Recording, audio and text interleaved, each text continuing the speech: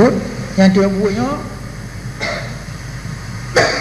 but yang paling penting dalam udik tapak-tapak bantah. Butnya tabir mentambung dengan darah. Hotel Belanda ayat pedang penjajahan ada tengok.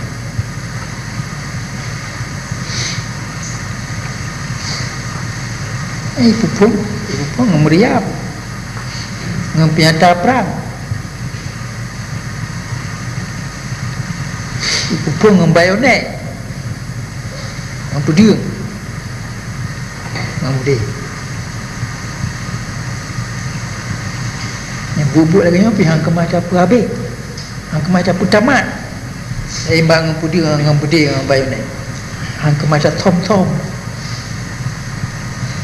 Nyumpuk yang pihak gua dengan terang-terang. Anak kemana temui kemerdekaan menyukai yang perang dan menyukai cocok pikat yang terang-terang. Nyukai tak bubuk yang dia temui yang dapat pegang perundingan. Yang tu kita tengok macam mereka hana tiap mari menjawab hana apa perkara dengan tiap mari dengan Soeharto, dengan Timur Dani, dengan Prawiro. Hana perkara ni tiap mari ngaji Jino, ji mata ya cai, mata Sumatera berarti tak angke ji nah ai na ya cai tawai Sumatera. Yang kemudian ada yang mari banyak. Baik jumpai petalik ji, baik ju oleh ya cai, baik ju oleh Sumatera yang baru ji dah mari.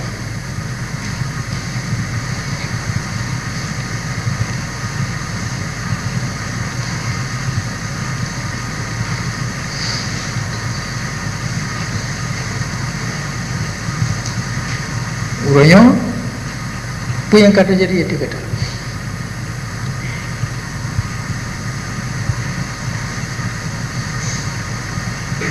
Urangnya ide nang Aceh, urang Aceh mantap nang Aceh gulumo yang tenaga urinya icok manufaa di Jawa ngai ibu yuk pada ku. Nyo kata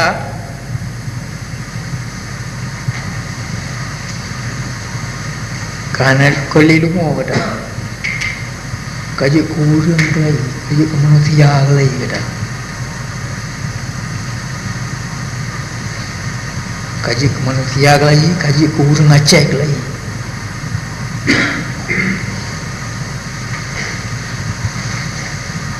Kurang Aceh lagi, keturunan orang Aceh yang lek Belanda lagi, yang petalu Belanda dalam perang. Nyo kata kaji kemanusiaan lagi, manusia merdeka lagi. Bijak tak kata ni bak uri nang ro ipak nang ro mantong lumo tai fikir roi profesor fikir roi doktor anda si bupati gubernur lumo ada boh mandung ayu Jawa tu